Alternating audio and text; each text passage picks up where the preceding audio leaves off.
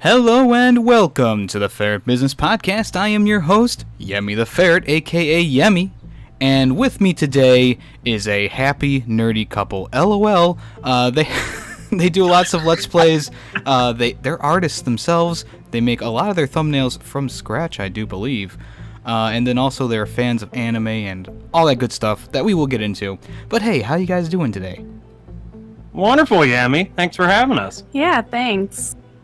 How's your day been so far? Hopefully it's been pretty good. Not too bad. Just dump the children off on the grandparents for the evening. So do you have plans for tonight then? Other than just recording? Nah, not too much tonight. Oh, you gotta make sure they're out of the house so they don't hear you swearing up a storm and using that sailor's mouth. Yeah! That or they constantly wake up. So is that your go-to strategy for when you're recording is, hey, who wants to go to grandma's? Yeah, pretty much. So how often you guys usually record? Usually we'll have one good long recording session on Friday nights, with or without the kids. And that's usually our bulk recording session, and then whenever we can sneak a small one in here and there, we try to do during the week. So how many kids you got there? 3. 3. Yeah! Wow. Yeah. How old is your oldest then? He'll be 7 in July. Wow. Coolness. Is it tough having kids? I personally would not know. I mean, I have a dog. It's an adventure. Yeah, I have to deal with a mini version of Adam all the time and a 6-year-old. She's not wrong. And this might be a little bit too personal, but were they all planned children, or was it an accident? Our third one was more of a surprise. He's only 9 months old. Oh wow, so pretty new to the world then. Yes. Yeah. She's still newcomer. She's finding her way. So what is the biggest challenge then of parenting to you guys personally? Ooh. Not wanting to smack my child constantly for back-talking me. Other than that, yeah, just making sure that we're putting them on the right path, making sure we're setting a good example for them. We want them to grow up to be, model citizens, and Or that, or just not. heavens know that I wasn't when I was growing up, so trying to steer them clear of my mishaps. I want them to be them, though. I don't want to have them conform to something. Yeah. So you don't want to like fake a British accent and have your children grow up with British accents? Like Oh my god, that would be amazing. You would probably enjoy that, actually. Yeah, I was reading that news story not too long ago, and they were like, oh, they talked like British people for the first, however long it took for the child to learn, and then from there on, it was just a British accent. Yeah. That child's probably so confused. I know, right? I'd be like, what the fuck is going on? Oh, I'm sorry. I'd be more like, oh, what the fuck is going on, mate? What the bloody fuck? What the bloody hell? So you two are from Columbus. That is correct. Columbus, Ohio. Lived there your whole life? Oh, born and raised. There you go. Yep. Moved away for a little bit, but other than that, yeah, been Columbus bound our entire lives. So what's the best part of living in Columbus? Because I live up near Cleveland myself, and I try not to go to Cleveland too often, but how is Columbus?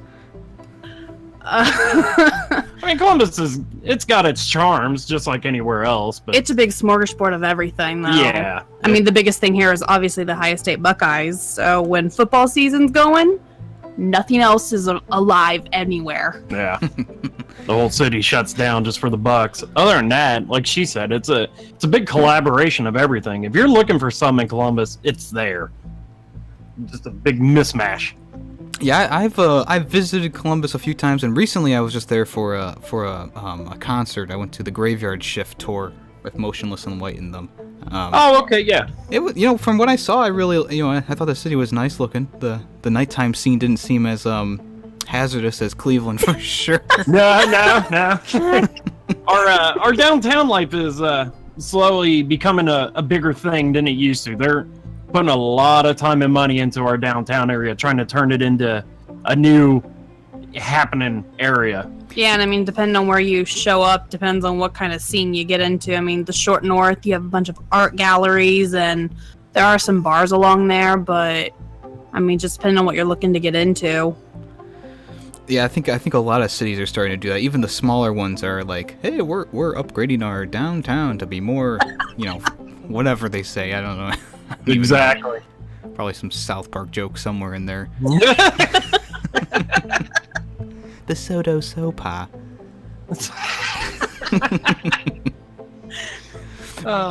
But what do you guys do for normal work?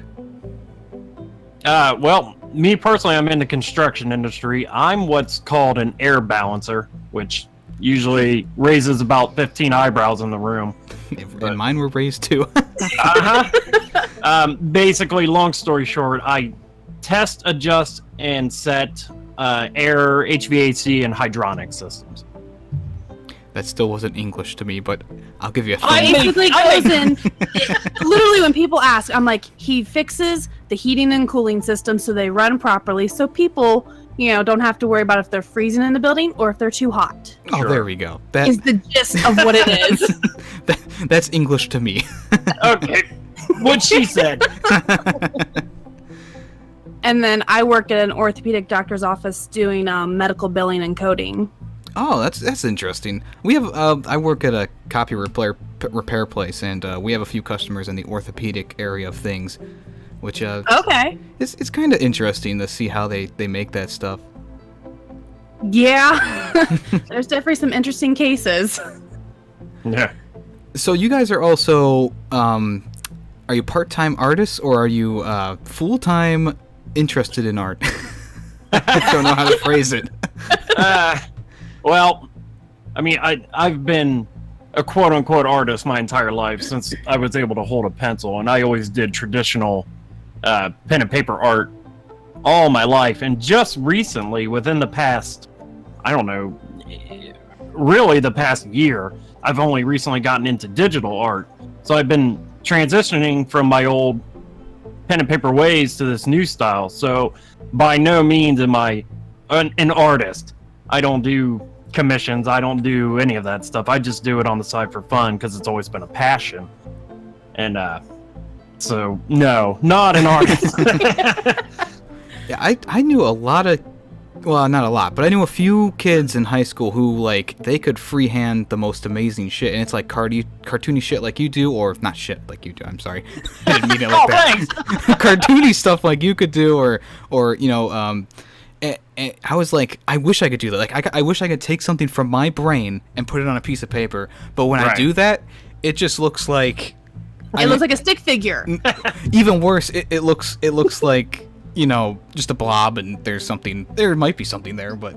I say, that's me. I can't draw to save my life, but I can do like the graphic design side of stuff. Yeah, Megan is more of the computer graphic side of it, so banners and things of that sort. That's her specialty. Ah, okay. She went to school and has a degree in graphic design and whatnot. So around the Adobe products, she's a goddess. And if she ever needs anything free-handed done, that's where I come in. So how many different styles of drawing can you do then? My specialty has always been anime because that's what I grew up with, and that's where I picked up my bad habits and learned to do things in the first place. Watching Dragon Ball and Sailor Moon and stuff when I was a little kid, and picking up, Toriyama's bad habits from there, so it bled over.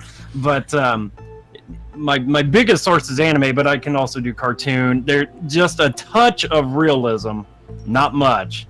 And back in the day, I used to do a lot of scenic things, a lot of landscape, and not so much anymore. I bet I could stare out a window now and not even put it down on paper anymore. But So- anime is definitely the strong suit in my repertoire. Yeah, it's always interested me to just watch someone work in general, because it's like, that's something I could never do. So it's cool to like watch someone do it and get that idea onto a piece of paper or in their program or something like that, and it's cool. It's a great skill to have, and it's definitely worth it. especially for your channel, because a lot of your Yemmy. thumbnails, you have like your own personal drawings in your thumbnails. Does it take you a while to do those things? Like you could, like your Resident Evil series. Like I love how you drew yourselves in the Resident Evil costumes. Like it's just it's awesome. It really is. It's awesome. Oh, well, thank you. Yeah, when we first started the channel 5 months ago or whatever it's been now, we had a long talk about it because there's quite a few LPers that I mostly watch, but she watches a few of them with me nowadays, and I look at their thumbnails and think these are fine, these are great, but the ones that really stand out to me are the ones that are personally done, the ones that are hand drawn by artists. I follow a lot of things by like Volta Base and Two Snacks and things like that, artists that I really love. It made me think, honey, this is what we gotta do. We gotta have a unique spin on it. So that's where the tunes first came from. When you go to our channel, I made those tunes a long time ago and just incorporated them into the channel, and she did her little CG magic and made the banner out of what I had. And from there on, we decided we're going to take those tunes and we're going to somehow magically make them into each and every LP that we do. So I just have to get reference material, look at what Leon wears in Resident Evil and what Ashley wears, and then make it work. And then get lots of criticism because I don't like the way the first draft looks. Yeah. Oh, I thought you meant like from people on YouTube being like, "Oh, that is not the right color of shirt." I get plenty of that too, but No, I'm probably his biggest critic. Critic. Thank you. She is. She is hands down my biggest critic, but that's also what you need as an artist.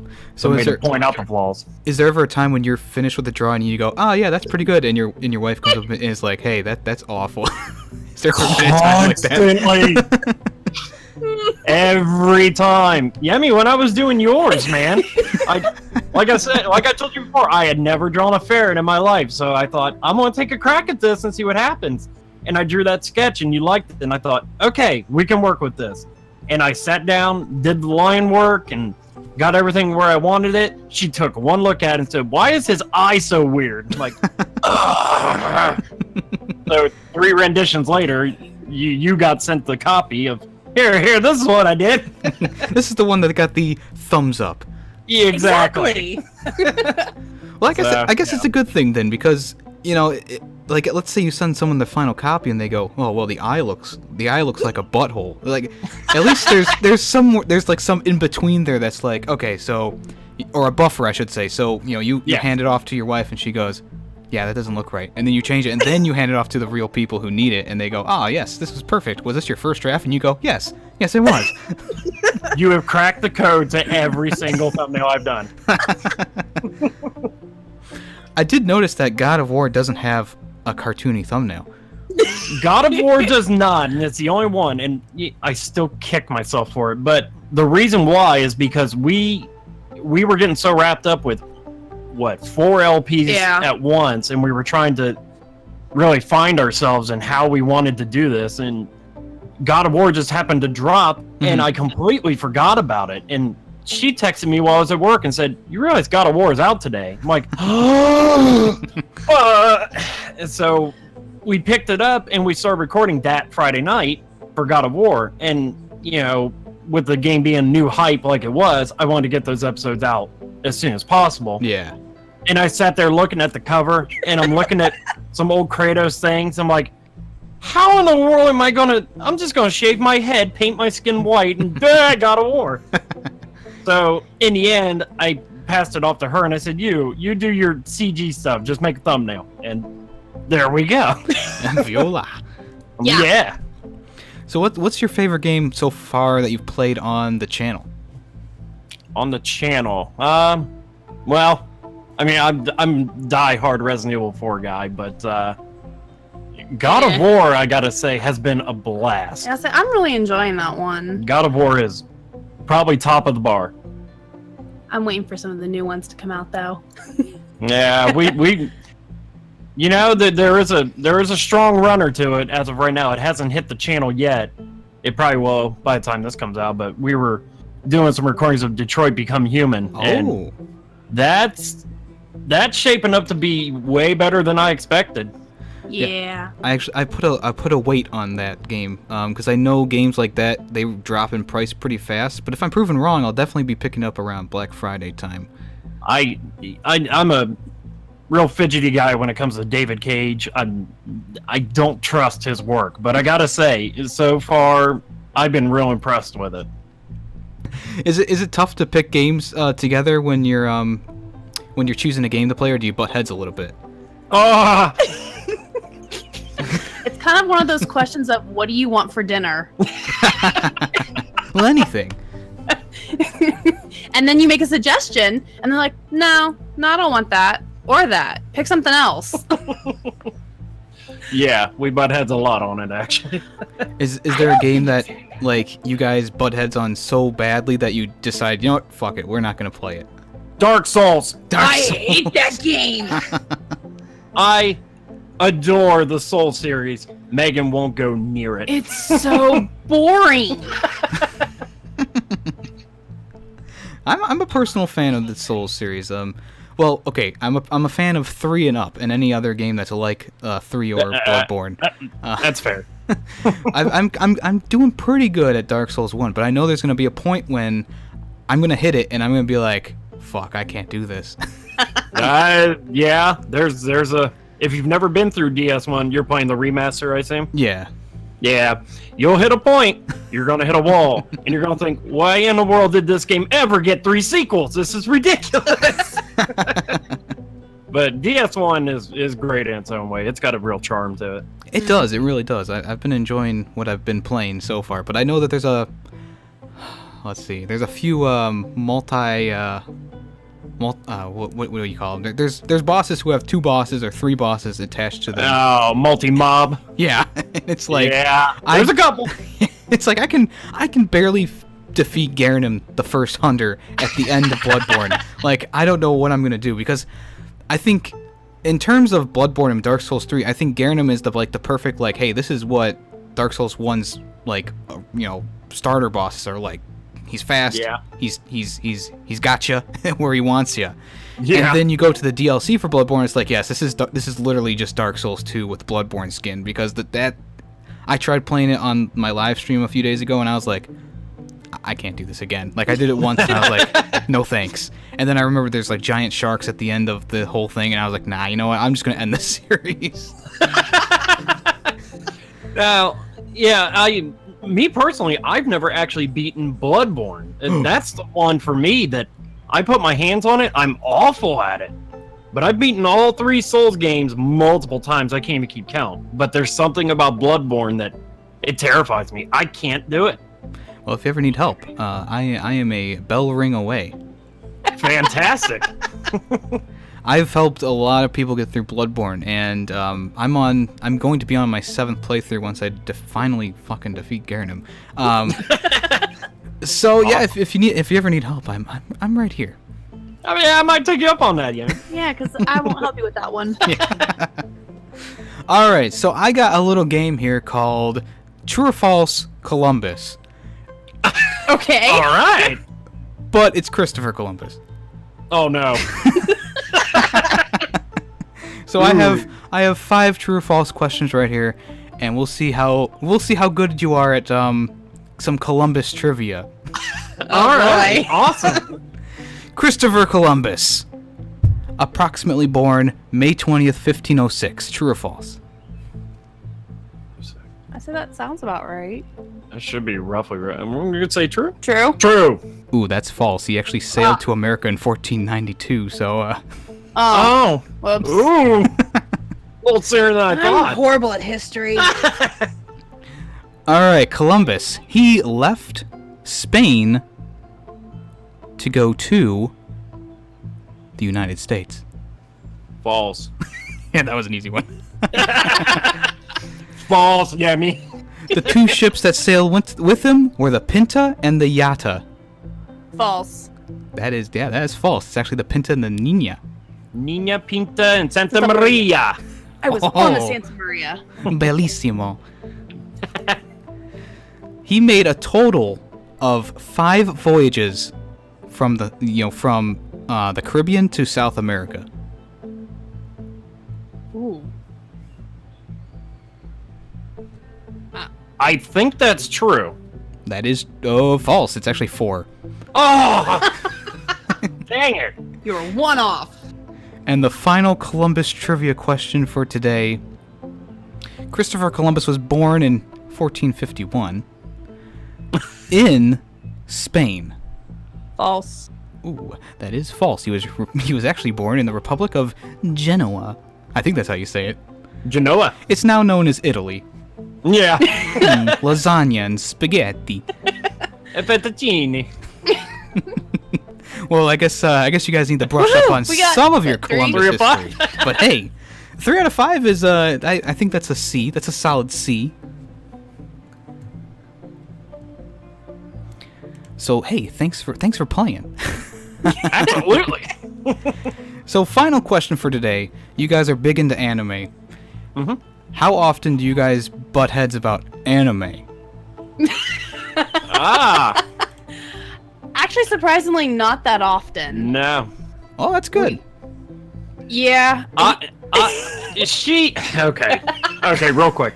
She grew up watching Sailor Moon, not knowing Sailor Moon was quote unquote an anime. She It was just on the Cartoon Network. Yeah, she just watched it as a cartoon.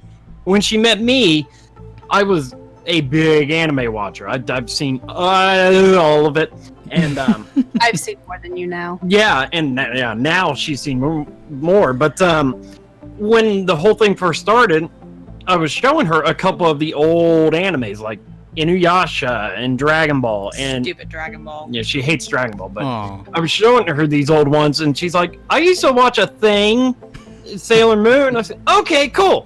And we went with that, and I started showing her the old stuff. She immediately fell in love with anime and has now passed my viewing time by probably 1,000 hours. The student has become the master. Yeah. I love anime. I could tell you anything you need to know about the classics because I grew up with them. But if it's anything new age, she is like a walking dictionary with this stuff. So what are your favorite, or what is your favorite anime then? It was a tie between Fairy Tail and Seven Deadly Sins, but I'm pretty sure Seven Deadly Sins kind of took the edge. And as for me, it's always been Fairy Tail, but boy, Attack on Titan is a close one. runner. Yeah, Megan's story actually reminds me. When I was first watching Yu-Gi-Oh on Cartoon Network, Oh yeah. I didn't know it was classified as anime either until I grew up and was like, yeah, I used to watch Yu-Gi-Oh, and they're like, oh, you liked anime, and I was like, well, I didn't really like anime, but I didn't like anime, but I don't know how familiar you are with the card game versus the show, but every time I talk about Yu-Gi-Oh, I'm like, I don't understand the show anymore after I learned the card game, because it's like, right? He's like putting cards on the field while the other guy's going, and I'm like, what the hell's going on? And then like he'll be like, oh, the Dark Magician blocked your attack, or oh, the field is water, so all his not Pokemon. Yeah, load of crap. all his cards are under the water, and it's like, what? That's bullshit. I put this card down and it attacked. Done. Well, and then he'll have like the beaver dude out, and he'll be like, attack Blue Eyes White Dragon. It's like, what are you doing? Oh man. But yeah, sometimes it just doesn't make sense to me, and it's for that that show stuff, like, oh, we need an intense moment that might not work in the actual world, but hey. You're right. But hey, that's all the time we have today with the Happy Nerdy Couple. I just want to thank you guys once again for coming on the show and for designing my avatar, which won't be so new by the time this comes up, but the new avatar is freaking fantastic. I really appreciate you putting your time and effort into it and making the little changes that I wanted to. It's awesome, dude. Absolutely. We're glad you like it, man. So is there anything else you guys want to say before we skedaddle? No, everybody make sure to check out Yemmy. He's an incredible dude. And while you're at it, obviously check out the Happy Nerdy Couple. We're just a fun married couple that loves our games and try to keep in touch with all of our subs, so we like to make a little tight family with it. And all your links will be down in the description below, including your YouTube channel and your Twitter. So make sure, definitely go check them out in the description. They'll be there. And as always, I am your host, Yemmy the Ferret, and this has been another episode of the Ferret Business Podcast.